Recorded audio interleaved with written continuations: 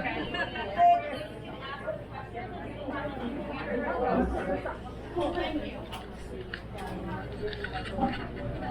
so clearly you're all very aware that we did not prepare to have a panel discussion tonight. We'll do our best to answer the questions that we can.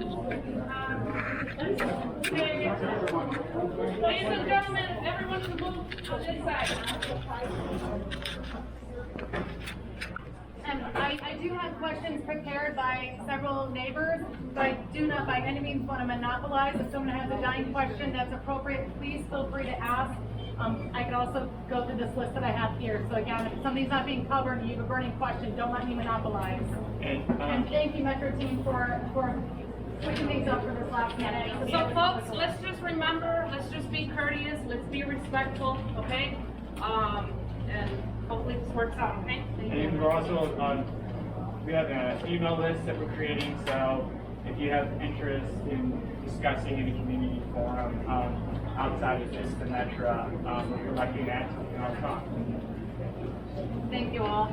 So let's just introduce the Metra folks that are probably are most likely to answer questions. I'm Kate Sullivan. I'm an architect in Metra Capital Project Delivery Group, and I am leading the NEPA environmental review process with the consultant team. Sure. I'm Steve Hans. I am the project manager for the consultant team that's preparing the environmental documentation for this project. So I'm Justin Patterson. I'm with the Metra PMO team representing the design consultant. So we will be working on the final design after we get through this conceptual stage.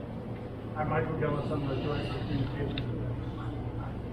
And so we also have other folks with us here tonight from Metra's planning department, Metra's grants department, our sort of larger PMO NEPA team. There is UP community relations staff. There are folks from the structural and civil engineering group here. And also some other folks from the NEPA team. Some of you have met Colin, our outreach lead from the NEPA team as well. And also Noe, who works in Metra's community relations group.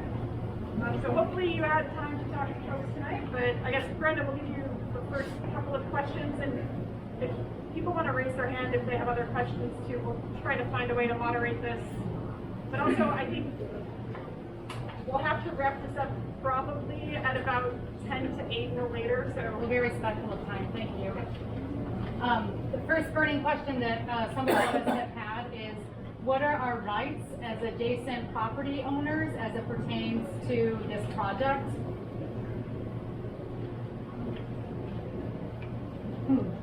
Such as any input can we give? Concerns related to environmental impact, or perhaps an easement that's required. Yes, all the issues that people have. So we're taking down input as part of this meeting. We have comment cards that are available. So we certainly want to hear your concerns. We have a station in the other section about the aesthetic treatments of the retaining wall, as well as fencing, and then in the public areas, what type of special landscaping could exist in those locations. So we are trying to get that feedback. That's in the other room. How else can we submit that feedback? So we are working on setting up a forum to collect that feedback from any individuals that weren't able to attend the meeting or didn't provide that feedback during this meeting. We also have the email address that's been live for quite a few months now and will continue to be live for people to provide individual questions or comments about the project. We're collecting all of this information to inform what future design looks like. We are currently only at the conceptual design level, preliminary. We're taking in comments now to inform the environmental review process before that effort is completed, and then inform future design so that we understand the concerns of the community as part of that effort. So we don't have all the answers tonight. That's partly because we haven't finalized the design. It's still preliminary because we're trying to get feedback ahead of time. also you mentioned easements. If easements are required during the construction process, the design team will be reaching out to adjacent homeowners likely within the next 6 to 12 months to seek access for individual surveys of the features within that area of specific yards, and then we'll have to work that out on a one-on-one basis, essentially. So. Yeah, as Stephen mentioned, that the design is still conceptual. As we get into the next phase, we collected all this feedback, and our final design is starting to take shape, then we would assess when we need a temporary easement, and it would be on a property by property basis, depending on what's going to happen during construction. So it wouldn't be something that just happens and you don't know about it. It would definitely happen in the design phase, and you'd have enough time to talk about it and negotiate the terms or what we would want to see as the final product. Are you able to decline that easement? I think that is an option, but it's something we would talk about during that negotiation phase. Our questions about easement also was, what about the homes which have City of Chicago right of way abutting their property and not UPN property? How does that easement impact? So the easement, I'm trying to understand the location.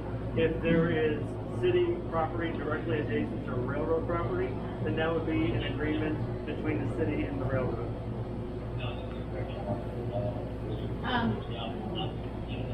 Do you have an obligation to have full project funding before the start of the project? Essentially, the project could be base funded. It could be based on the. Sorry, there was a question behind you? So I've lived by the tracks for many years, and after this construction goes on, how many years will that be guaranteed of not having flood damage or anything else that 10 years later all of a sudden gotcha? I'm concerned about that. Sure, that's a great question, and I think that's something that we need to talk about throughout the final design, and even when we come to that potential easement discussion, because any changes to the property could have an impact on that. So I think that's a conversation we need to be aware of and track, but I don't think we have an answer for you. So piggybacking on that, have you done a water diversion study yet? I would have to default to our consultants for that.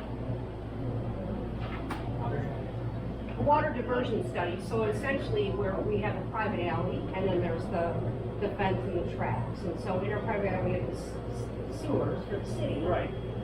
But if, again, with the trees and everything that's going to be closer, it will definitely impact because we already have some flooding under the bridges in the front street, some minor flooding out there, but of course all that coming in will pose a problem to our foundation and flooding in our area. So has there been, and the foundation is key, has there been a water diversion study? When will that take place?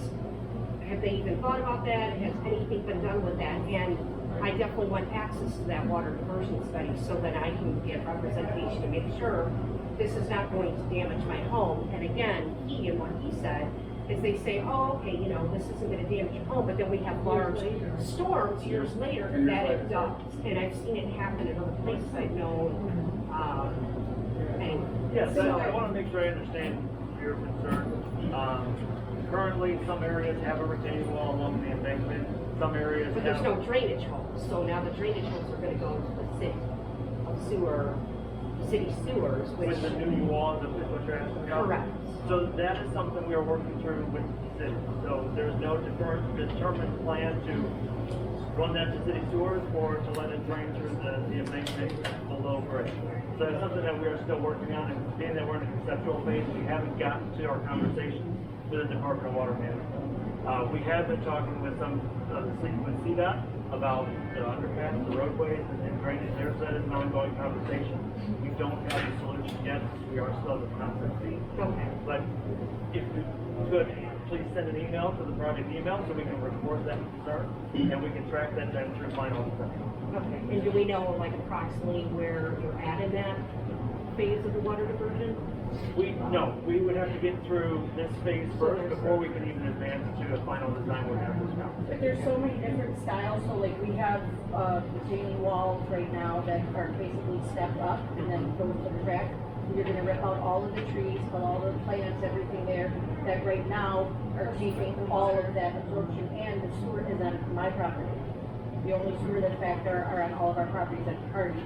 So now you're gonna put up a wall, and I don't want a hole just dumping water in one place Of course not, yes. on that, and I also don't want it to be diverted underneath because that's my, Fence rails, that's the foundation. Sure, no, understood. And like I said, these are things that we're still working through. But if you haven't With started that- a water diversion, there's 6 or 7 different style houses just in Picardy, not to mention all of the other people. How, And you bring up a very good point. We are in early concepts. We are presenting corridor wide How can you go to environmental review without these fundamental answers? Because if the project's starting next year, and I'm not sure which area, but State, you don't need to go through environmental review. I mean, so you don't care about water, you don't care about soil erosion, you don't care about noise? So the, within the environmental review process, we are documenting concerns. So as we get that concern, you're going to have a commitment that's being made about what that concern, how we're going to address that concern going forward. So that's partly through future design. If we were to wait until we finalize design, we would definitely have people upset at us that we didn't take in any feedback. So we want to get your feedback now so that it can inform the design going forward. So I understand it's frustrating if we don't have all the answers for you today, but as we've noted in our timeline board and throughout our communications, Metra's committed to continue to provide information ahead of construction on this project. And we want to get your feedback now so that it can inform what this project looks like going forward. But yet, you're talking about the water diversion study, and you're saying in 6 to 12 months, when we start to discuss that, in 6 to 12 months, the project will have already started. I understand it's a little confusing, but we need to finalize details so that we can determine the quantity of water that was captured by any final design, and then that gets factored into our discussions with the city and any future studies. For example, what we're showing now, if this isn't the final product, then there is no going through the process to determine how much water would be captured by this road improvement. Well, yeah, because it's an increase in a rate of flow, because you're raising the track, so the rate of flow is gonna exponentially increase. So one thing to note is that the property is currently 66 feet wide in general throughout the corridor. That's not changing. The amount of rain that falls on it is not changing either. Well, no, it's not through climate change, it is changing. So, we know that it's has changed, so it's getting higher. Right now, we want tracks, and then I have 1, 2, 3, basically, if you would, steps. And then on the bottom on my property is my sewer. I'm just So, saying that the rain is going to fall on the same area as it does today. But the rate of flow is gonna increase, because that's the velocity is higher, you're gonna raise the track. And How be high closer is to property. Yeah, and be closer to property. Do you wanna go with the next one for now?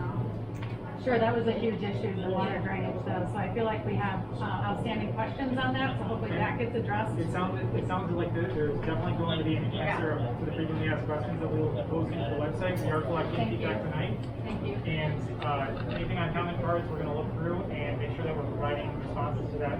We will be putting out another posting on the FAQ on the website. I don't have a specific timeline because I'm guessing we're going to get a lot of feedback tonight. We want to get all of that, and we want to make sure that we're synthesizing it and explaining things. to The address all comment of it. cards are in the table. Thank you. And also anything through email as well. You can collect that. I want to tie those concerns to your anticipated impact because I feel that this is one-sided. Your stoplight report shows exactly the direction that you're going, and I think it does not take into consideration the damage and the impact to the adjacent homes. Your project, the proximity moving it west closer to, how many is it, 34 residents? No, over 150, yeah. Over yeah. 150. That's 150 families, multiply that by 3 or 4. That's how many lives are impacted. And it's not taken into consideration. That's why we're here, that's why we're concerned. So my next question then too is, who has the decision-making authority to approve the physical environmental impact of this project? Is it solely on the FTA at this point? So they are the reviewers of the documentation, and they will determine whether or not they're considered an impact associated with the project. That's why we prepare the materials, document the physical impacts of 50, and address those for the federal transportation. And can the community have input to the Federal Transportation Authority at this point, at the stage of review? And a point of clarification, rather than just input, exercising our legal rights as they relate to rights that we have and obligations that you have, how do you exercise those beyond comments that you take into consideration?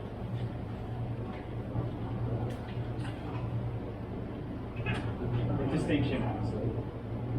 So that your comments are being Considered, captured, but let's say- right, and we're providing that input to the Federal Transit Administration. They are considering that as well as part of their determination of whether or not the project is. So the categorical exclusion that is currently in place, then it's the nature of the environmental study, correct? So the The document that the team prepared is called the documented categorical exclusion. It's based on a preliminary determination of what the class of action is for this project. Because the project is occurring within an existing railroad corridor and on existing Union Pacific property without permanent acquisitions or adjacent properties, it's generally considered categorical exclusion. We're documenting the materials that we have and understanding all the implications. We also are making commitments about what the project will do to address the potential concerns so that they don't become impactful. So the categorical exclusion, because you're saying that nothing's changing, the right of way